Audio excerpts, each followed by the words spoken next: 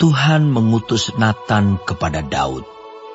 Ia datang kepada Daud dan berkata kepadanya, "Ada 2 orang dalam suatu kota, yang seorang kaya, yang lain miskin.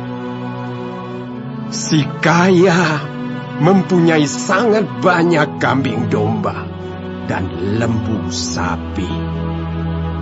Si miskin tidak mempunyai apa-apa selain dari seekor anak domba betina yang kecil yang dibeli dan dipeliharanya.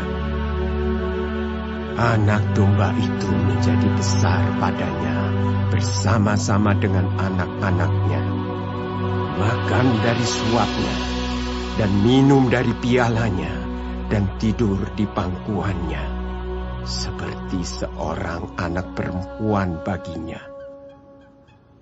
Pada suatu waktu, orang kaya itu mendapat tamu, dan ia merasa sayang, mengambil seekor dari kambing dombanya atau lembunya untuk memasaknya bagi pengembara yang datang kepadanya itu.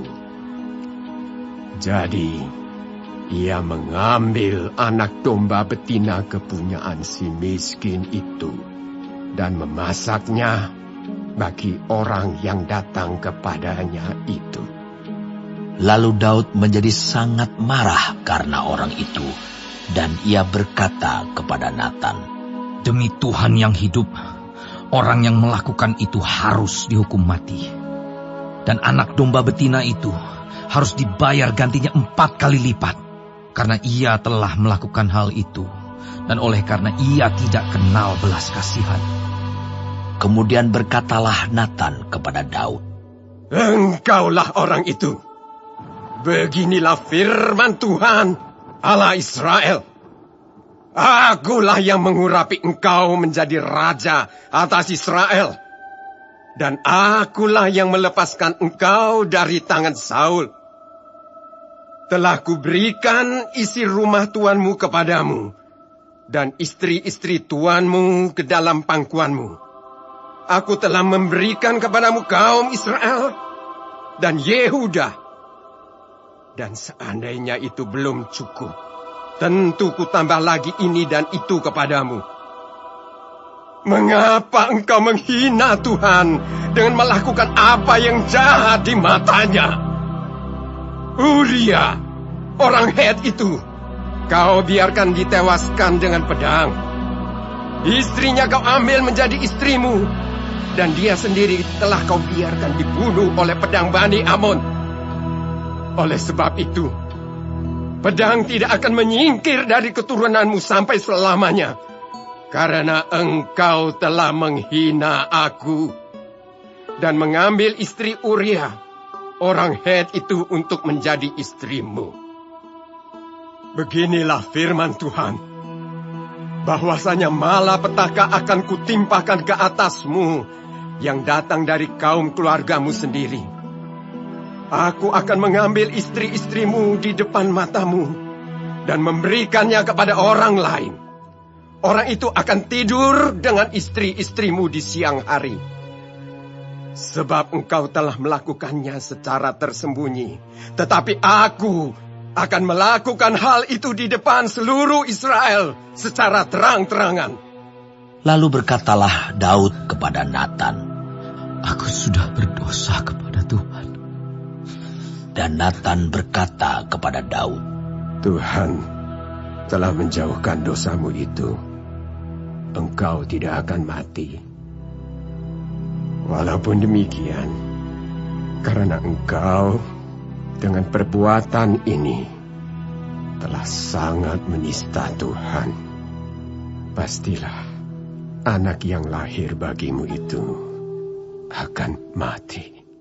Kemudian pergilah Natan ke rumahnya, dan Tuhan menulahi anak yang dilahirkan bekas istri Uria bagi Daud, sehingga sakit. Lalu Daud memohon kepada Allah oleh karena anak itu. Ia berpuasa dengan tekun, dan apabila ia masuk ke dalam, Semalam-malaman itu ia berbaring di tanah. Maka datanglah kepadanya para tua-tua yang di rumahnya untuk meminta ia bangun dari lantai. Tetapi ia tidak mau. Juga ia tidak makan bersama-sama dengan mereka. Pada hari yang ke-7 matilah anak itu.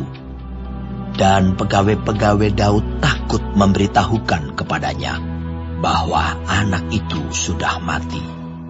Sebab mereka berkata, ketika anak itu masih hidup, kita telah berbicara kepadanya.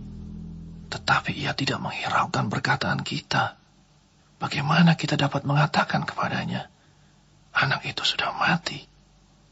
Jangan-jangan ia mencelakakan diri.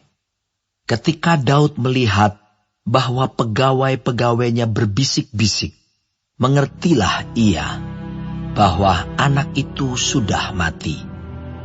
Lalu Daud bertanya kepada pegawai-pegawainya, sudah matikah anak itu? Jawab mereka, sudah. Lalu Daud bangun dari lantai, ia mandi dan berurap dan bertukar pakaian. Ia masuk ke dalam rumah Tuhan dan sujud menyembah. Sesudah itu pulanglah ia ke rumahnya, dan atas permintaannya dihidangkan kepadanya roti, lalu ia makan. Berkatalah pegawai-pegawainya kepadanya, apakah artinya hal yang kau perbuat ini? Oleh karena anak yang masih hidup itu, engkau berpuasa dan menangis. Tetapi sesudah anak itu mati, engkau bangun dan makan. Jawabnya, selagi anak itu hidup, aku berpuasa dan menangis. Karena pikirku, siapa tahu Tuhan mengasihani aku, sehingga anak itu tetap hidup. Tetapi sekarang ia sudah mati. Mengapa aku harus berpuasa? Dapatkah aku mengembalikannya lagi? Aku yang akan pergi kepadanya. Tetapi ia tidak akan kembali kepadaku. Kemudian Daud menghibur hati Batsheba, istrinya. Ia menghampiri perempuan itu dan tidur dengan dia. Dan perempuan itu melahirkan seorang anak laki-laki. Lalu Daud memberi nama Salomo kepada anak itu. Tuhan mengasihi anak ini. Dan dengan perantaraan Nabi Natan, ia menyuruh menamakan anak itu Yedija, oleh karena Tuhan. Yoab berperang melawan Raba, kota Bani Amon, dan ia merebut kota kerajaan. Lalu Yoab menyuruh orang kepada Daud dengan pesan, aku berperang melawan kota Raba, dan telah merebut pula kota Air. Oleh sebab itu, kumpulkanlah sisa tentara, kepunglah kota itu, dan rebutlah, supaya jangan aku yang merebut kota itu, dan jangan namaku menjadi juga nama kota itu. Sesudah itu Daud mengumpulkan seluruh tentara. Ia berangkat ke kota Raba dan berperang melawannya, lalu merebutnya. Ia mengambil mahkota dari kepala raja mereka, beratnya setalenta emas, bertatahkan sebuah batu permata yang mahal, dan itu dikenakan pada kepala Daud. Juga diangkutnya banyak sekali jarahan dari kota itu. Penduduk kota itu diangkutnya dan dipaksanya bekerja dengan gergaji, penggerek besi, dan kapak. Juga dipekerjakannya mereka di tempat pembuatan batu bata. Demikianlah juga diperlakukan Daud segala kota Bani Amon. Sesudah itu pulanglah Daud dengan seluruh tentara ke Yerusalem.